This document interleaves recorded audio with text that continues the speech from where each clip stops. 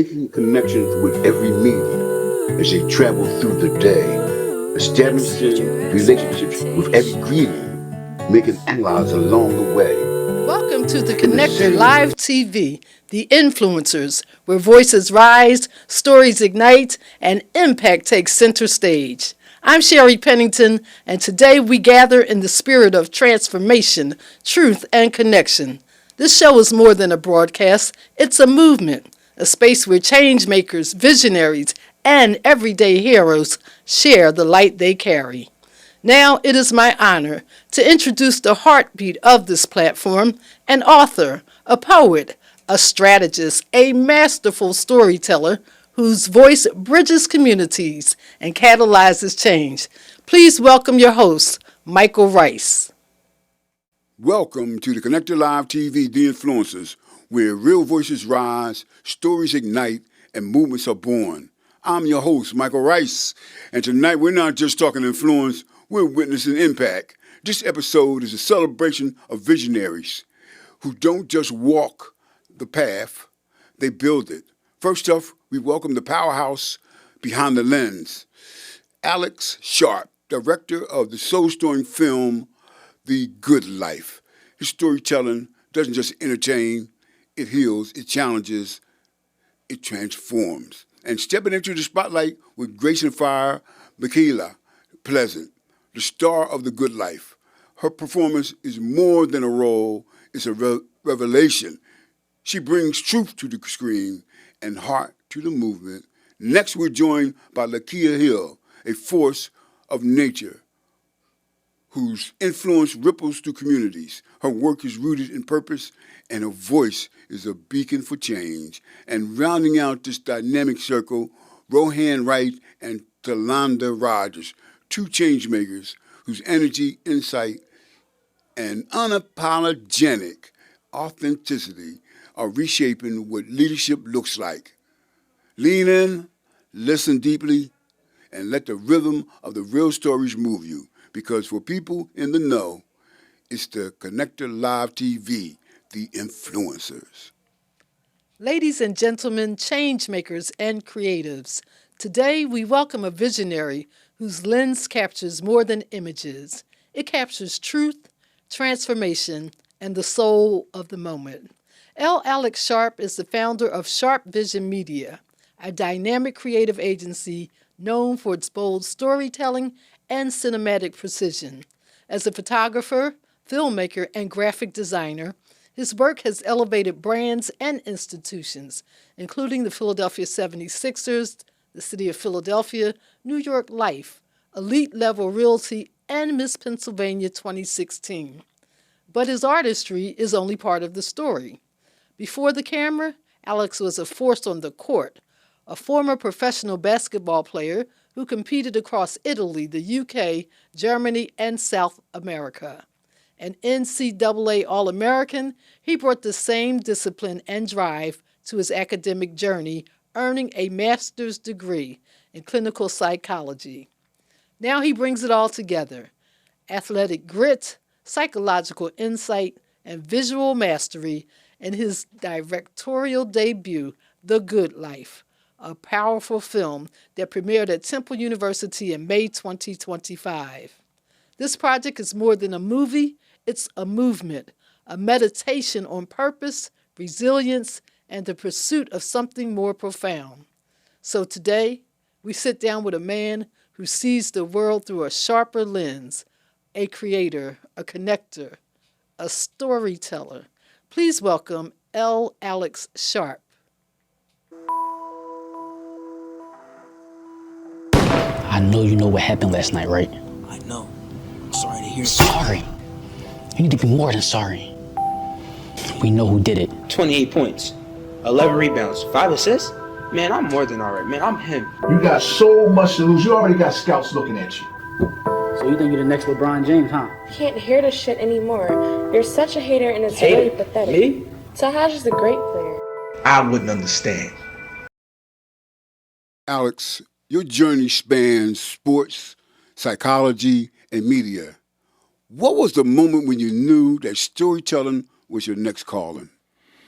I think it's always been my calling. Like even as a when I was young, I was always creative. I was a creative. I was into art. I used to draw. I used to actually have notebooks where I drew football plays from beginning to end. And I had sketchbooks where I kind of just would let my imagination flow. So it's always been that way, and I've always been involved in sports. And I think sports is a story in itself. One season to the next, one play to the next. So just being a creative and just letting my imagination flow. I've always been like, that's been my passion. Okay. So how was your experience as a professional athlete shape your approach to filmmaking? That's a great question. It goes back to what I said before, just being a creative, being on the basketball court. I had to build myself into a successful athlete, and it started, oddly enough, on stage.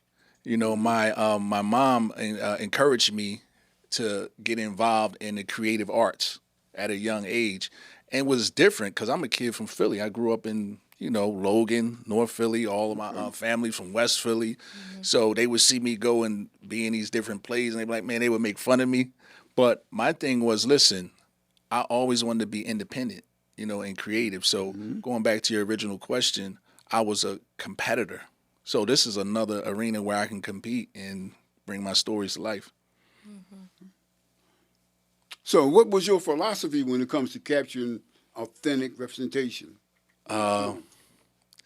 You know what? With this particular piece, it was a collaborative effort. It was it started as we were just going to do like an internet kind of thing where we're going to do a series. And then I had so much talent in the room, young talent, like this young lady sitting next to me. Yeah. And I was like, you know what? I want to really put them on a platform. Mm-hmm. So it started as just, let's do this little, internet series to where, you know what? We have enough talent here. We have the means and we have the space to do a complete film. And that's what we did. Mm-hmm. We're here talking about The Good Lyfe. Yes. The Good Lyfe, Lyfe. Lyfe, yes. And why is that? First of all, let me ask you. Yeah, that's a great. I wanted it to be different. Sorry. That's okay. I wanted to stand out. I wanted to be able to answer this question right here. Yeah. Like, why life? Because again, it goes back to being unique, being creative. There's no other deeper meaning but that. Mm-hmm. Just being unique, creative, and standing out.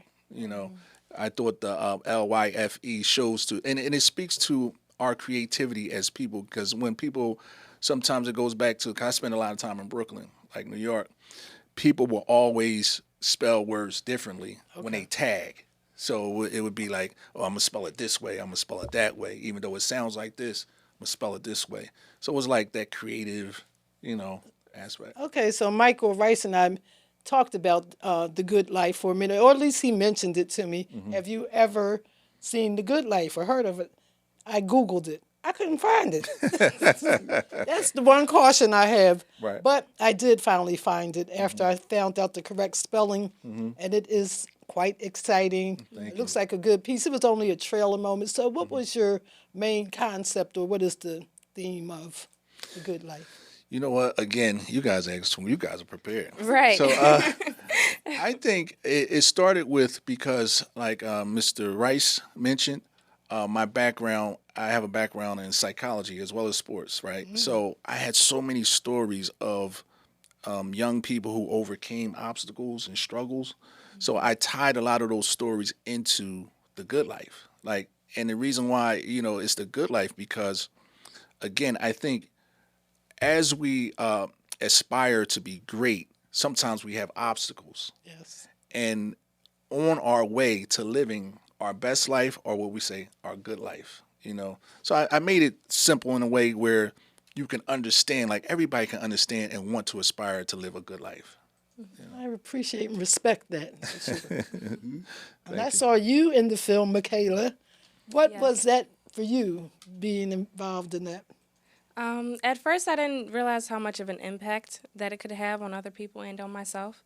But as I got to learn who my character, Charisma, was, it really helped me move more into who I am and show other people that it's okay to be who you are and live in that fully. So it was a great project to be a part of, and I'm extremely proud of it. Yeah. So when people hear your name, what energy or legacy do you hope that they feel? I hope people they see me and they feel inspired, because I want people to be who they are, as I said before, and to grow into who they are and be their authentic self. And it's very easy to let what other people think shape who you are. And once you find out that you're beautiful no matter what, then you can really show who you are with Well, tell us a little about your character. my character, Charisma. She had a very tough past, and she was trying to run from it as much as she could. So she created this persona of someone else that she believed other people would accept. And then it got to a point where she couldn't hide who that person was anymore. And she decided to be proud of that person eventually. But she was smart, she was beautiful, and she just had to realize that. So how much of you was in that character? I didn't realize how much of that was in me until I started to play her more. But like I said before, I was so scared of what other people would think or how other people would perceive me. And I think we all kind of do this. We put on a mask of what other people think may look best instead of being who we really are. And so as I played her and as I grow more into myself, I'm able to just unapologetically act who I think I am. Okay. Yeah. I love All it. right, It's so- beautiful. So, Alex, Yes. tell us a little bit overall what the story is about. Well, again, she did a great job of explaining that character, but there's a wide range of characters. Well, we have a total of, we have 5? 5 characters. We have 5 unique characters, and they're all telling their story at the same time. And it goes back to those teenage coming of age stories, you know, like back in when you're trying to figure things out. And like she said, her character trying to figure things out. And we have our lead, Riley, who's going through gun violence. He's experienced gun violence in his family. And growing up in Philadelphia, we've seen a lot of youth that's going through that. And that's one of the things that inspired me to make this film. And we were kind of talking off camera. This film was inspired by, I had a nephew who was shot and killed, you know, and I wanted to get into film to heal and to heal others and also heal myself. It was a therapeutic process, but that story sort of told itself through me because I know the pain that I felt, and I was able to also process things with my main character, and that's what I did with most of my, if not all of my characters. We process the characters together. Like each time we sat down, we talked about like, what do you think about this? What do you think about that? Yeah. It wasn't a matter of me just saying, let's do it this way, that way. I wanted them to be fully invested and believe in the characters and believe in the direction of the film. So a lot of it is like an organic flow of like creativity. So we would sit down and talk about different things, and you know, and it just again goes back to that coming of age story and telling all our stories, and then also telling my story through these the youth. So I know myself. I looked at part of my legacy is in my books. nice. I wanted to tell that story. So, but you're taking it to that next level because it starts off with a story, and now you're depicting characters Absolutely. and with death. Absolutely. So that's amazing. That's amazing. Appreciate you, brother. Yes, Thanks. it is. So I'm having fun. What else we want to talk about? Oh, you ready? You ready now? You ready now? So let me ask you first. Yes. Is there a message you want to send out to your peers? Is there a message? Oh, it caught me off guard. I'd say just kind of, I want to piggyback off of what Sharp said. Be an individual thinker and find out what you want to do, find out who you want to be, and go for that person and do things every day to get one step closer to becoming that person and to accomplishing that thing. I'd say just go ahead, never stop, and don't look around you, and ignore the noise. Yeah.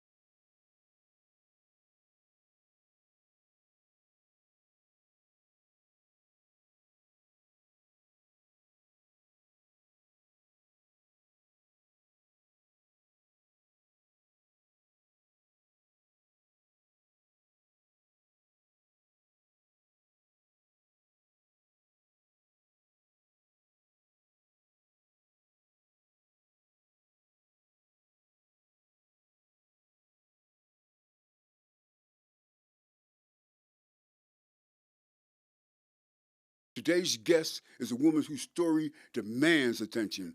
Letitia Hill is a force of nature, a true warrior, taking on challenges that would make a lesser person give up. Her story is one of pain and struggle, but of resilience and perseverance. Every day is a challenge, and Letitia is ready for it. Letitia brings a rare blend of intellect and empathy to every space she enters. Letitia has shown us what it means to lead with integrity and is a role model and a champion to uplift others.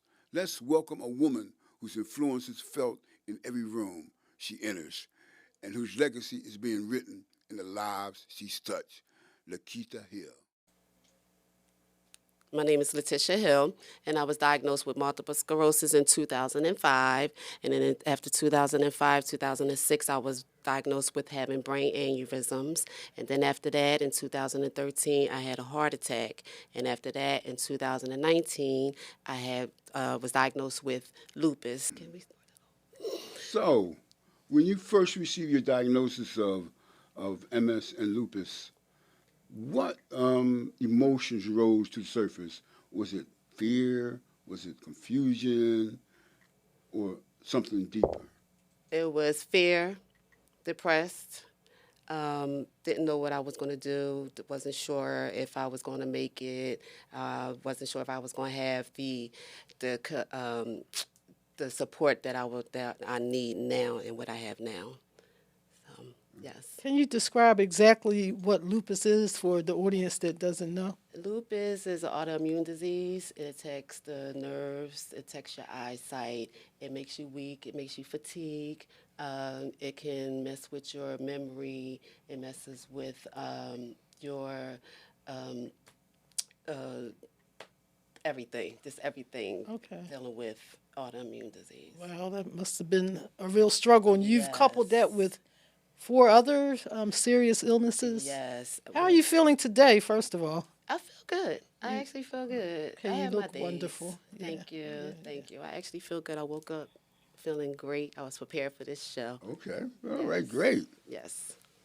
So can you describe a moment, I hate to dwell in, but I want the audience to know about what you're going through so we can show how resilient you are. So can you describe a moment when the pain, fatigue felt like unbearable? Yes. And tell us what helped you push you through it. With the moment I felt fatigue and the pain was when I couldn't sleep. I couldn't sleep on my bed. I couldn't get it together. I was working for a telecommunications industry, and during that time, I was having like really bad pains. I wasn't able to work. I had to figure out what was going on with me. So what I decided to do was go to the doctors to see what was going on because I didn't know what I was feeling and what was going on. So I went and, they did a lot of testing and everything. And I went to literally 10 doctors at one time. 10 doctors? 10 doctors. And actually one doctor that I seen said to me, MS is not in Caucasians. I mean, not in African Americans. They was only in Caucasians, which made me feel like, okay, that can't be. Right. Because if I'm diagnosed, You were misdiagnosed.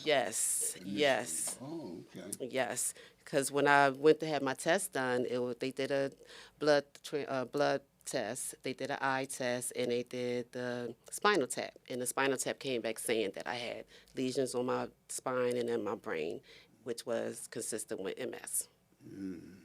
But that one doctor that said only Caucasians, I knew that had to be wrong. So I had to do my own research to see what was going on. And that's when I started my nonprofit, which Okay. is called Letitia Cure MS Association, because I want to be there to help others that are dealing with the same thing that I'm dealing with, because the pain that we go through every day is so unbearable. You never know how your day is going to turn out. Okay. So I might have my days I can't get out the bed. I have my days where I just can't walk them down the steps. I can't do my chores. So I push myself. I really push myself. And, my family and friends always say to me, you need to slow down. But I can't because I'm not letting this disease take over my life. Okay. So how has your relationship with your body changed since you're relating to it, I know, differently pre-diagnosis to this?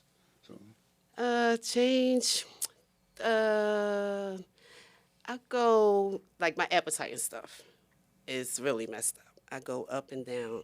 I have my days where I don't want to do no eating. I have my days where I want to just, I guess I could say, just want to be more aware and make other people aware of what's going on. So let's talk about your organization again. Tell us the name again and exactly what is the mission there. Letitia Cure MS Association. Cure MS And Association. my mission is to spread awareness and help those that are suffering with the same thing that I'm going through. So how do you do that? I do fundraisers. I do. I help out with other nonprofits and do walks with the MS Society or the Lupus Society or American Cancer Society. I do platforms. I upload different things that I do in the community. So I help out and give back. Okay, so in terms of maybe directing folks that may have been newly diagnosed, I don't know if you encountered them or not.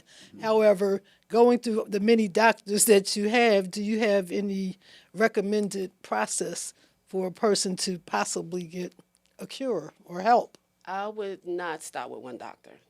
That's why I had to go to so many doctors, like I said, literally 10 to That's really a get lot. diagnosis Yeah. because MS, I was shocked. I don't know what MS is. I need to know what MS is so I'll know how to live my life.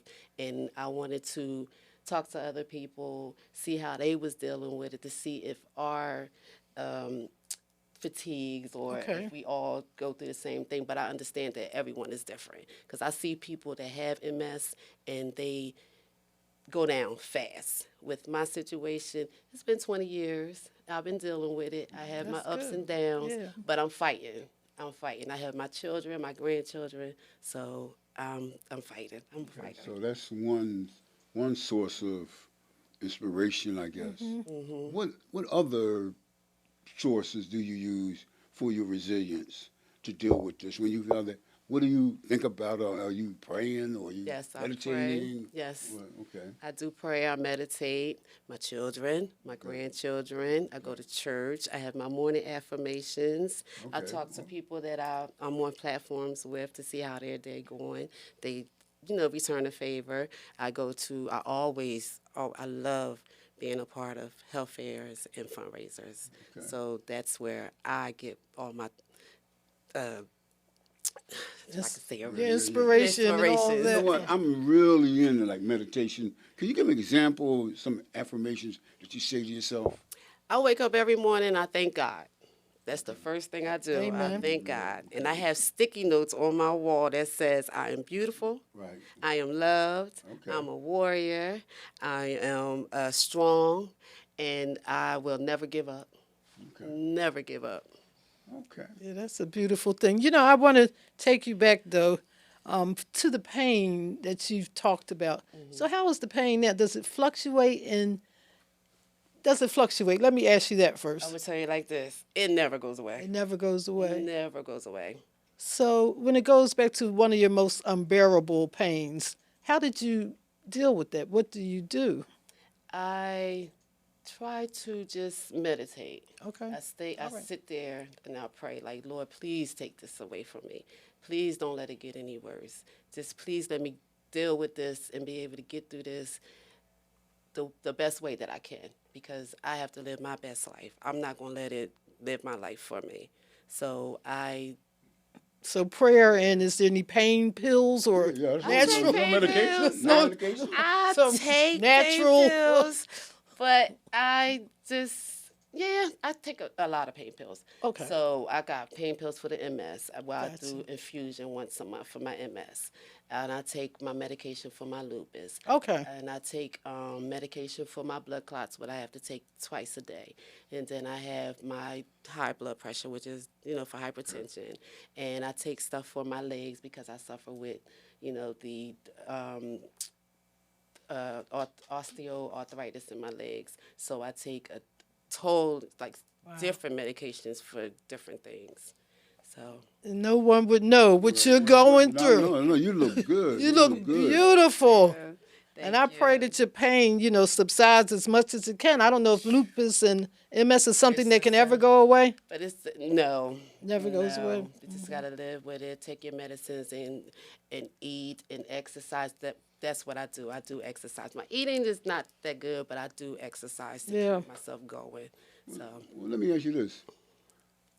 See, dealing with a lot of different people, like, does everybody understand what you're going through, or maybe they misunderstand what it is? Do they treat you different, or how you know? no, nobody treats me different. They sit, we talk. Some people do understand, some people don't. I actually was just I was invited to a health fair in Connecticut over the weekend, and I had a table, and I was doing information for lupus and MS. And I had people coming up to me asking me questions about it. They had family members that actually have MS or lupus, Okay. and they wanted to understand, how I keep myself strong.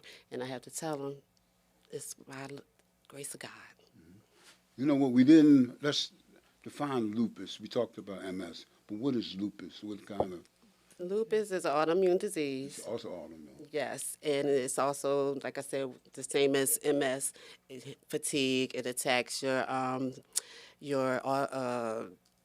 the nervous system in your body, and it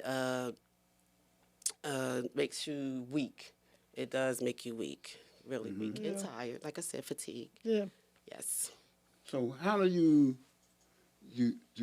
balance between the resilience and having that, and then dealing with the pain and all like that? How do you balance that between that? My loved ones. Your loved ones. Yes. So it's very important to have people in your life. Good support systems. We were going to tell that's what you want to tell our audience. Yes, It's very you important have to to have people supportive, support team. Yes. Right. Yes, support team. You have to have a support team. Do you have a team of doctors as well? Yes, I have my doctors. They are all friendly. I have so many doctors. I feel like I have like 20 doctors because of everything that I go through, but I have my neurologist, I have my rheumatologist, I have my spinal doctors that I deal with, I have my heart doctor that I deal with. So I see doctors probably like 4 or 5 times a year. Yep. So that brings us to something on everybody's mind now, healthcare. How do you deal with that? What is your healthcare? How are you dealing with that? I'm doing good. My healthcare financially is good. You have to pay for it, or you have insurance? I have Or you having insurance. difficulty with the insurance, or? Well, I Is have that a challenge? insurance. It is a challenge. I have insurance. I have Medicaid. And with Medicaid, Medicaid, okay. yes. I mean, I'm sorry, not Medicaid, Medicare. I have Medicare. Medicare. Okay, yeah, that's a big Yes, difference. that's a Big difference. difference. Yeah. And they pay 80%, and I have to pay the other 20%, Right. and it can get rough. And right now, that's why I love to advocate for us and for the voiceless, because right now we have to fight to keep our insurance because we need these things. The We Medicare need covers your medication. medications as well? Yes. Okay. Not okay. Medicaid, Medicare. Medicare. Yes. Medicare. Medicare, y'all. Medicare, Right, yes, okay. yes. For certain, I guess they actually do take out a certain amount in the beginning of the year to pay for my medication, so I don't have to come out of pocket, but it's expensive. These medications are expensive. Yeah, I kind of know myself. And the interesting thing, and also the bad thing, is what the government is going through, Yes. and our fight for health care, the cost of that for everyone. Are you ready to unlock your true potential and become the magnificent version of yourself? Introducing Be Magnificent, Exceed Your Expectations, the empowering book that will inspire working professionals and community leaders like you to reach new heights of success. Everything I'm dealing with a lot. In today's fast-paced world, maintaining self-esteem and self-motivation can be a challenge. But with Be Magnificent, authored by Michael Rice, you'll discover the tools and strategies to elevate your self-esteem and inspire yourself like never before. Imagine waking up every morning feeling confident, energized, and ready to take on any challenge that comes your way. Be Magnificent offers practical advice, proven techniques, and powerful insights that will help you develop a rock-solid self-esteem that empowers you to embrace your unique strengths and overcome any self-doubt. But the benefits don't stop there. By increasing your self-esteem, you unlock the key to maintaining self-motivation. No longer will you struggle with procrastination or lack of inspiration. Be Magnificent equips you with the mindset and strategies to stay motivated, even in the face of adversity. The message I have And the is best part, never give up. Michael Rice, Keep fighting. the author Whatever of Be you're going Magnificent, through, is God got available you. to guide you on your Meditate, journey. pray, Whether you need a one-on-one coaching, consulting, talk to your or family, workshops, have a Michael good support Rice's system. expertise That's what you and need. passion Without for a helping support others system, will prepare you toward your goals. it's not. Ready to take the first step toward greatness? Be Magnificent, Exceed Your Expectations is now available on Amazon. Order your copy today and unlock the secrets to elevating your self-esteem, maintaining self-motivation, and inspiring yourself to reach unprecedented levels of success. Don't miss out on this life-changing opportunity. Visit www.michaelricespeaks or call 267-303-06 953 to connect with Michael Wright for coaching, consulting, or workshops. Unleash your magnificence today.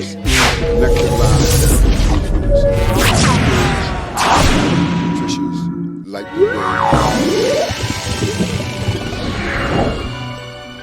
Thank you, Letitia Hill.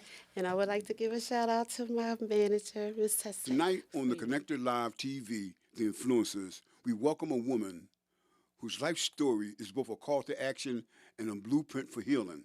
Talonda Rogers is a nurse, educator, best-selling author, and the visionary founder of the fourth Trimester MOMMIE, a nonprofit transforming maternal care for women across the country.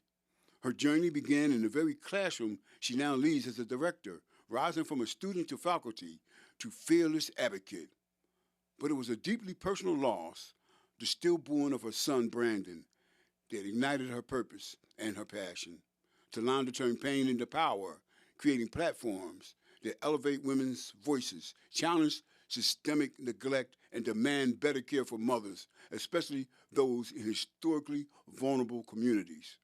From her Amazon bestseller, guiding nursing students to her signature speech, Listen, Listen, that's reshaping how healthcare professionals hear their patients, Talonda is rewriting the narrative of maternal health, one story, one soul, and one system at a time. Let's welcome a woman who embodies resilience, compassion, and transformation, Talonda Rogers. Talonda, I can't imagine your pain, but I do admire your resilience. Please share your story. Thank you. 25 years ago, I was pregnant with my firstborn. I was really looking forward to this baby. And to cut a long story short, I was always a planned C-section. So in the OR, the silence was deafening. I waited to hear whether I was having a boy or a girl, but instead what I heard was the sound of CPR being performed. Back in my hospital room, my family was waiting along with my doctor, my nurse, and the hospital chaplain. And it was my nurse that stepped forward, sat beside me on my bed to deliver the worst news possible, and that's that my firstborn had been stillborn, full-term stillborn. I was very, very sick. The problems that I had been complaining about throughout my pregnancy, blurred vision, extreme thirst, swollen hands, no fetal movement 3 days prior to delivering a planned C-section. All of those calls and cries and complaints went unanswered, and here I was with a blood sugar over 750. I almost went into a diabetic coma. My bowels shut down, stopped working. I'm a nurse, so any of your audience who knows anything about an NG tube, it's a tube that goes through your nose, down your throat, into your stomach. My bowels had shut down, so they had to place a tube in order to drain all of the bile and everything that was inside of me. I was very sick. I stayed in the hospital for 8 days, and when I was released, finally, I was able to bury my firstborn. And still today, it's the most traumatic experience that I've had, and but it has fueled my business. All these years later, I decided to go back to school and be what I always wanted to be, which was a nurse. And through being a nurse, then becoming a nurse educator, forming my business as a way of connecting providers and patients to help them to really understand and to bridge the gaps of communication. I've wrote a book, my first book, dedicated to my nursing students in hopes that what I learned may help make their lives easier. That's the title of it, Nursing School. And so here I am in doing what I see as my life's work. I truly believe that we don't go through things just for ourselves, but it's really to help someone else. So just really trying to turn that tragedy into good. what I offer, like I said, me being a nurse, me understanding the patient in the bed, and me understanding from a provider's perspective, I'm able to bridge that gap because I help a lot of my clients understand this is why the doctor's ordering this for you. This is what this lab work means. We're very skeptical people. I don't have to tell you that, right? Yes. We don't trust, and for good reason. We've a long history in this country of being experimented on. Yes. Healthcare disparities are true and real and well documented. So that trust factor is important. And people don't want to listen to you unless a lot of times they know you've walked the road they're walking.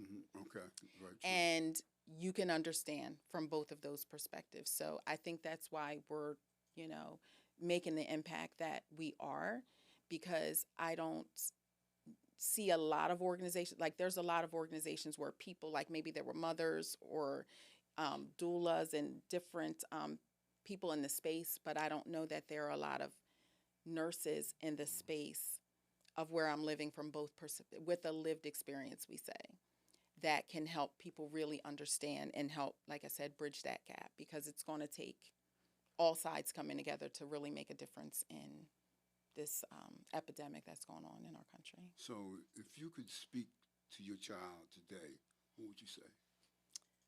I love you, first and foremost. This is all for him. This is trying to bring some good into the world behind something so terrible and horrible that happened. Even before this, there were several young ladies who came behind me, and I was able to go sit with them and say, I've been through it. There's a poem that really got me through. It's called I'm Still His Mother, that a friend of mine, I call her Artie Farty, kind of put it in a frame, a window frame, and little toys in there. But I look at it, his birthday's coming up. He would be 25 this year. This was the year 2000. But just to know that these statistics are just getting worse and worse and not getting better. So I've been able to, help the next woman coming after me. So bringing meaning to his life, because he did live. I never saw his eyes, but he did live. So what message would you have for other mothers who's walking through this, this valley of loss? Other mothers going through loss, you're going to have a support system. It's one day at a time. There is a high rate of suicide after loss, and just with postpartum depression alone, it in the state of Pennsylvania and nationwide, it is the number one cause of death in the postpartum period. But then when you disaggregate also between the races, for Black women it's cardiovascular, for Hispanic women it's diabetes and hypertension, for white women it's infection. But as a whole, it's suicide. It's intimate partner violence, and it's substance use disorder that are killing women. So they're going to have a support system first and foremost. That might be one person. That might be, 5, 10 people. And just there's help out there. They should get the help they need. Okay. So, thank you for coming in. Thank you for sharing. Yeah. I'm sure that our audience watching is going to get a lot out of this. And we appreciate the work that you're doing, that you both are doing for our community, our city, and for society. Thank you. Thank you. Thank you. So, as we close this chapter of reflection, we honor the radiant presence of Talonda Rogers, a woman whose impact is not only felt in her work that she does, but also in the way she navigates the world. Talonda is more than a leader. She's a light. Her voice carries with it truth. Her actions embroider purpose, and her spirit uplifts everyone fortunate enough to cross her path. She reminds us that authenticity is power, that grace can be fierce, and that healing begins when we dare to show up fully. Whether She's mentoring youth, building a community, or speaking life into a room. Talonda leads with a heart, vision, breathes. Let her journey inspire us to rise higher, love deeper, and walk boldly into our own truth. Because when Talonda Rogers speaks, the world listens. And when she leads, we follow with faith. Thank you, Talonda, for embroidering the purpose in motion. Thank you.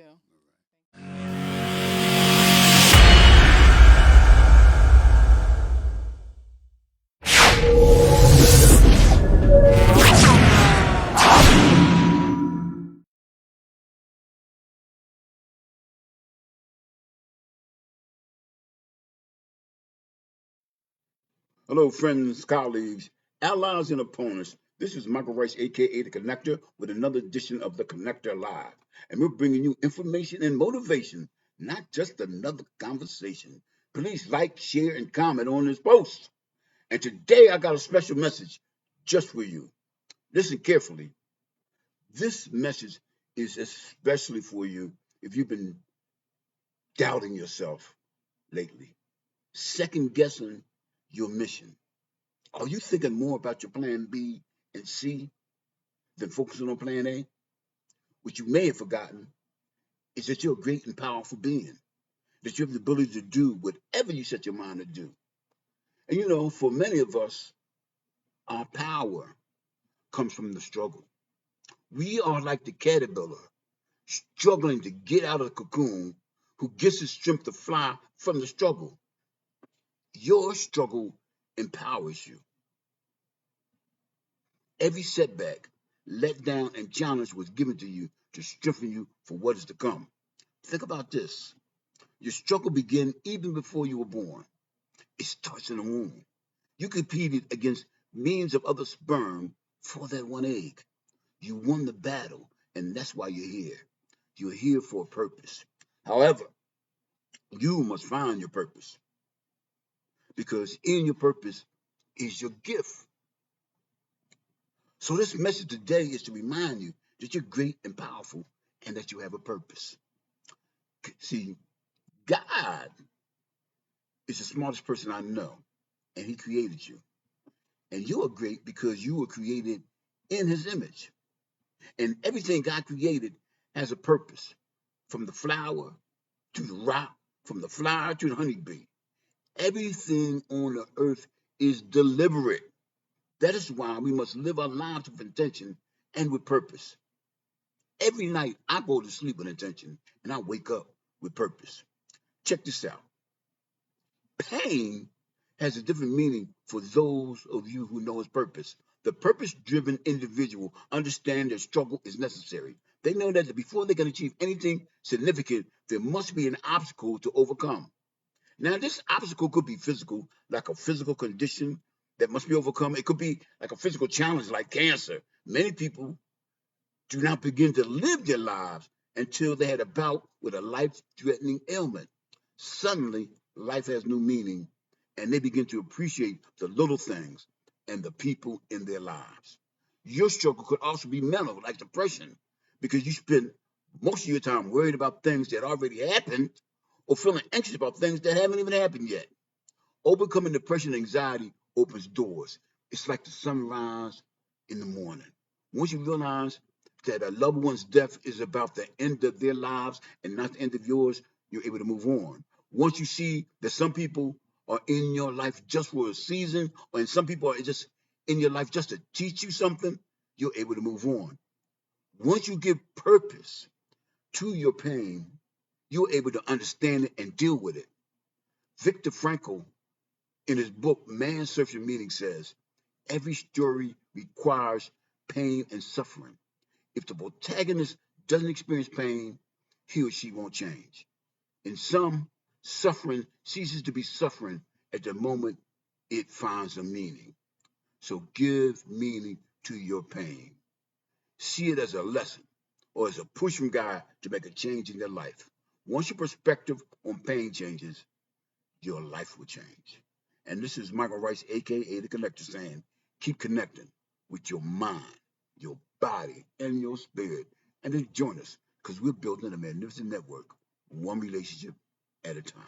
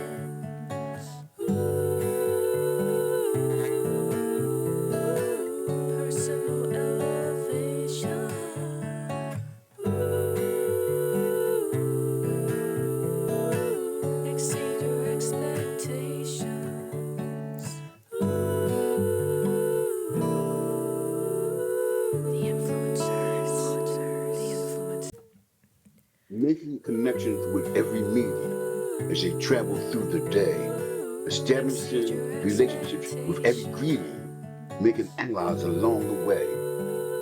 In the city where life is tough and words can cut like a knife, they're making deals and playing rough, but this is the way of life. They are the people we admire because of their approach and grace. The words can ignite you with their fire when they smile in your face.